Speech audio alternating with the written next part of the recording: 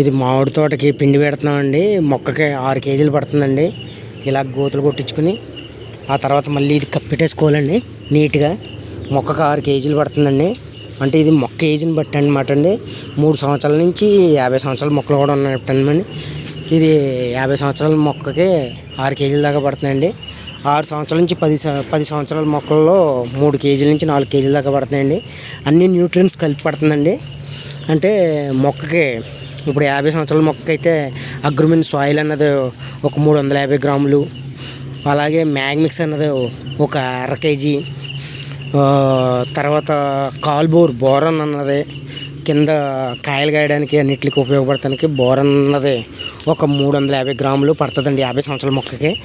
6 సంవత్సరాల నుంచి 3 సంవత్సరాల మొక్కకైతే కనుక అగ్రోమిన్ సాయిల్ అన్నది ఒక 250 గ్రాములు, మ్యాగ్మిక్స్ అన్నది 350 గ్రాములు, బోరన్ అన్నది 250 గ్రాములు, అలాగే కాల్షియం నైట్రేట్ కాయ సైజు పెరగడానికి, మనకి రంగు రావడానికి, బాగా తయారవడానికి అదొక 200 గ్రాములు చిన్న మొక్కలకు అనమాట అండి ఈ డోసు. ఇలాగా కప్పెట్టేసేయాలన్నమాట అండి. పిండి వేసిన తర్వాత ఇలా కప్పెట్టుకోవాలన్నమాట.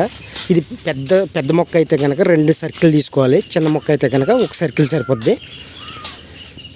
ఇలా పెట్టుకుంటే కనుక పిండి పాడవకుండాను ఎప్పటికప్పుడు వేసినట్టు ఇలా కప్పెట్టేస్తే కనుక కొంతవరకు కెమికల్ పైకి ఆవిరవ్వకుండా ఉంటుంది. మనకి మొత్తం పెట్టిన పిండి అంతా ఉపయోగపడుతుందండి.